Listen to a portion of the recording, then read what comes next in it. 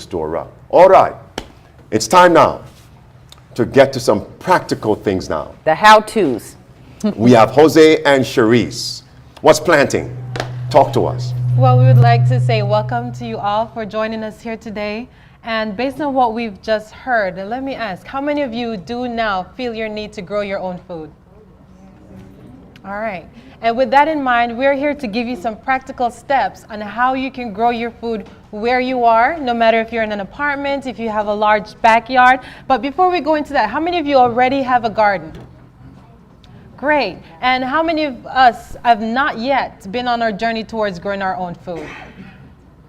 Okay. And so Jose and I, we're going to be here for the next 6 weeks or so. We're going to teach you hands-on, step-by-steps, how to get to the point where you can grow from having your seed to be able to harvest your own produce. Isn't that right, Jose? That's right. We want to encourage everyone wherever you are. It doesn't matter where you are in this journey to growing food. In these classes, we'll be showing you exactly what you need to know to be able to come from not knowing anything to being able to produce foods so that you can take care of yourself. Because in these last days, as we just seen, I mean, some startling facts that were just shared with you, I'm encouraged to grow more food even now. That's right. And so for today, we're going to ask you a question. When you think of growing food, what's the first thing that comes to your mind? What steps come to your mind when you think of growing food? Soil, containers, seeds, sunlight, land. Okay, well, for us, when we first started about growing food, we had to consider a budget, because buying things organically can be a little bit expensive. And so that was something that we considered. And as you mentioned, the first step is to get in your own seeds. Now, Jose, do we purchase any seeds? No, we do not. We are very concerned what seed we get, because not everything is as healthy as advertised. So the type of seeds that we do get are heirloom organic seeds.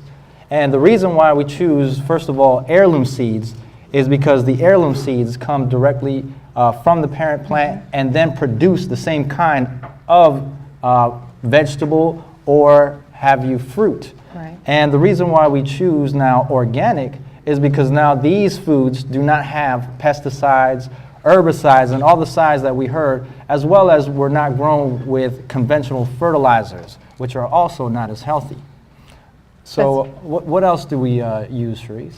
Well, we're going to also show you that you're not limited to purchasing seeds to be able to grow your own food. There are other methods that you can use, but for today we're going to be looking at tomatoes. As was mentioned earlier, tomatoes is one seed, one fruit, or one plant that has been modified significantly. And we want to show you how to be able to get from your seeds to a plant that's almost, ready to harvest. And just to share with you the benefits of growing your own food, because it's nice for us. We have our backyard, we plant our own food. And it's just wonderful to be able to go in your backyard, harvest your herbs, even to send your children, which love gardening very much. We send our son Michael all the time to go get green onions or to get rosemary, which he finds pleasure in doing that. And it tastes much better getting food from your garden instead of getting food from the store. And so we're going to demonstrate to you how you can start your own food where you are at. And right now we're going to start in our kitchen. So you don't have to worry about, okay, I'm going to get dirt or I'm going to get containers. We're going to start in our kitchen. And so what do we have here today, Jose? Well, the first thing we're going to do is we want to know where can we get seeds besides buying them or purchasing them. Because you can also, as you're buying organic foods and are accumulating these expensive receipts, you also want to make sure you use the most of what you have. So what we do also is we save our seeds. That's right. And so that's going to be our first demonstration here today. We have an organic pepper. And also what we're going to do is cut the pepper open. And there we see that we have our seeds. Thank God we have seeds in there. Amen. And when you get what do you do with your pepper seeds? You throw it away. Have you ever considered that these same pepper seeds can give you peppers? Okay. And so what we do is many ways that you can save your seeds for pepper. I'm going to show you. You can just core your seeds, and what you can do is you'll just get a paper towel, and if you put this on your counter on a paper towel, over time your seeds are going to dry out. With this way, it takes a little longer because, of course, you have a lot of moisture in the core and the seeds are still attached. So you can put this on your counter. Within a week or two, it's going to dry out. Also, Jose, another thing you can do is if you separate the seeds from the pepper, that will dry out. They will dry out much faster. So you'll just let them stay on your counter. Over time, they will, as I said, dry out. And you can plant these seeds within a week or two. And perhaps within 3 months, you'll start getting your own peppers. What else can we do with our pepper seeds? Well, the pepper seeds, just on the peppers though, maybe a few other seeds, what you can do is to check to see if they will sprout or not. You can put them in water. Mm-hmm. And if these seeds will sink to the bottom, you know that you have a good seed to plant. And so that way you're not just saving any seed. You know that this seed is actually going to give you a pepper plant. That's right. And not only with peppers, whatever produce you buy organically, if it has seeds, you can save those seeds, whether your cucumbers, your apples, you can plant many of your seeds that you already have produce in your own home. And the next step we're going to take you is from what are some of the conditions that are needed in order for us to get or produce? There's going to be 3 conditions that you're going to want to meet in order for that seed to germinate. Number 1, you're going to want moisture. Number 2, you're going to want heat. And then number 3, air. So these 3 components are what is necessary for that seed to germinate. And as you see here, what we have in this bag, we actually have a zipper bag with a napkin inside of it, or a paper towel. A paper towel, thank you. And inside we have the seeds germinating. Let us show you that.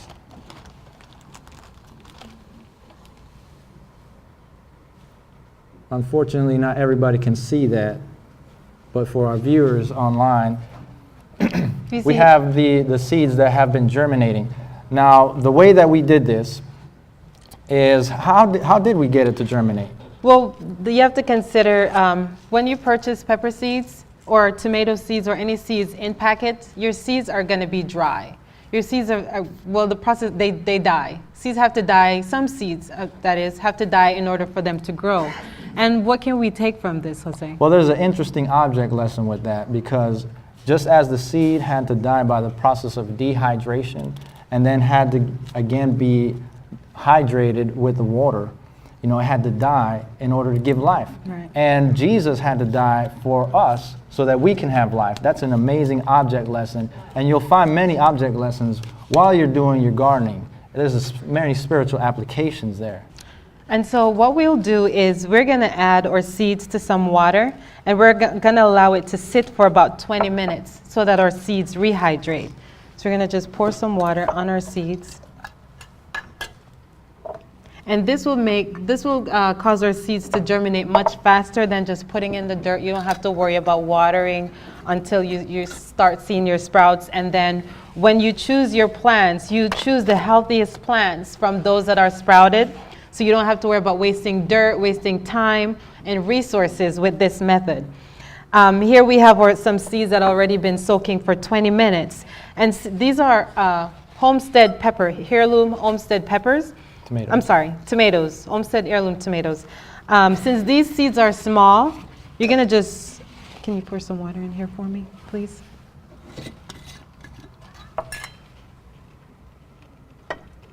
Okay, thank you. The next thing we're going to do is we're going to add our seeds to our paper towel, which is going to be the medium that our seeds will be growing in for the next few days. Where's he?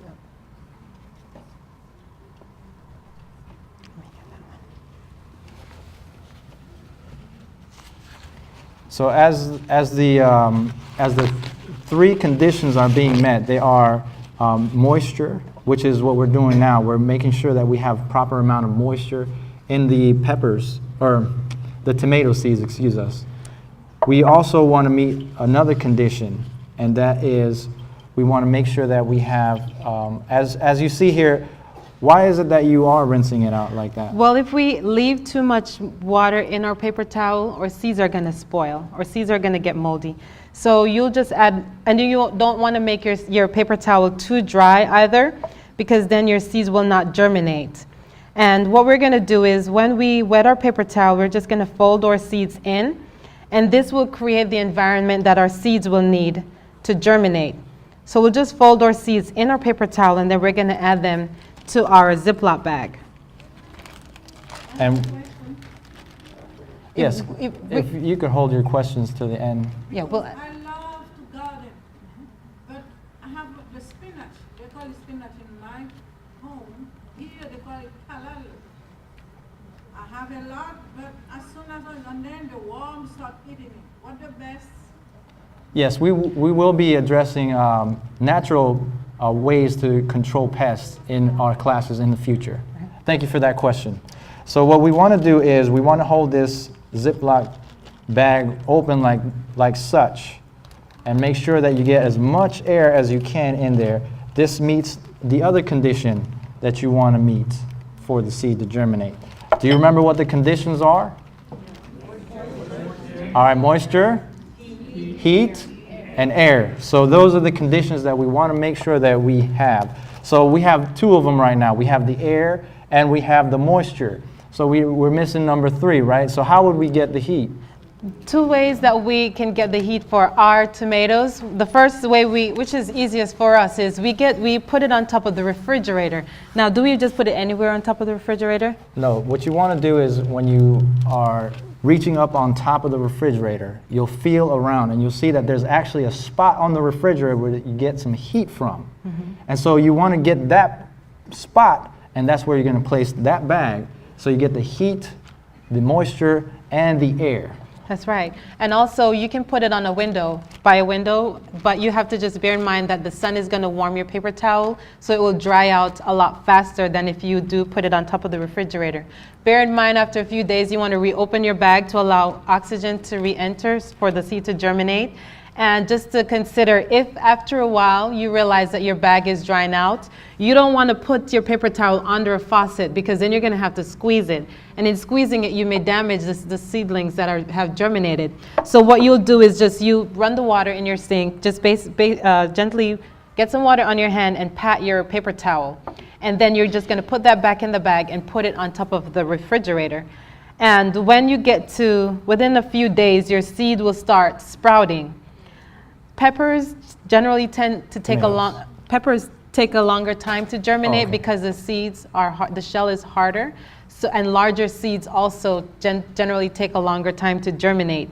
When your seedlings are about a little over an inch and a half, you'll want to transplant those. And then we're going to teach you. So are these ready to be transplanted now? Within a few days, they can be transplanted. These are actually ready to be transplanted. All right, and so here we see that this one has actually been recently transplanted to the ground, and you can see the process of the growth throughout the tomatoes. And then here at the bottom we have one that's been growing for about a month and a half, or a little over a month. So you can see the process of the growth, and we have that in front of you. Now, everybody here will receive some tomato seeds, the very same seeds that we have here, heirloom organic seeds, so that we want you to do exactly what you have seen. We'll give you a handout with the instructions of what you have seen as well, so everything will be outlined for you. And as you came in, I hope that you filled out the cards and gave us your information so that we can contact you. And that way we can motivate you and continue to motivate you. Now we have one more demonstration we want to... Charisse, is seeds the only way to grow food? No, actually, as we mentioned before, there are certain things that you'll have in your household. Like, for instance, does anybody know what this is? What is it? Green onions, scallions, or spring onions, as many people know it. We actually don't buy green onions because we have so many in our yard, but we've purchased green onions so that we can demonstrate to you how you can also regrow your onions. Now let me ask you, when you purchase your onions, you'll notice that the roots are still attached. When you cut your roots, what do you do with it? You throw it away. Wow. We used to do the same things until we learned that no, you don't throw away your green onions. That's throwing away food. We actually have a continuous supply of onions. I think That's it was right. about 3 or so years ago was when we purchased our last green onions. And what we do, Jose is going to demonstrate how to. So what you want to do now at this time is measure from the root about 2 inches. So it's going to be right after that, the white spots to the green. And you're going to cut right there. So you have about this much, 2 inches of the green onion left and just the root of that. Now what you want to do is you want to place these inside of a smaller container like a cup or something like that, and make sure that you have them standing up just like this, if it cooperates. And so as we were mentioning, you know, we have so many green onions right now because we continue to do this, and it saves us money. It saves us having to go to the grocery store. When we're out of green onions, we don't have to take the trip out there, so it saves us time. There's many benefits that you can continue to see as you continue to grow and to learn how to grow food. And that's what we want to help you with. Right. And so I hope you're motivated right now. And then all you have to do is just add a little bit of water so that your root, I'm not sure if you can see it, but just so that your roots are barely covered. Why is it that it's only a small amount of water? Well, you have to, if the water touches your green onions, they will start to get a strong odor, and then your roots are going to go bad. Your roots are going to spoil. So you just need a little bit of water for your green onions to sit in. And then you'll notice within a few days that these were planted less than a week, and already our green onions, this is where we cut it. And you've seen how much our green onions have grown.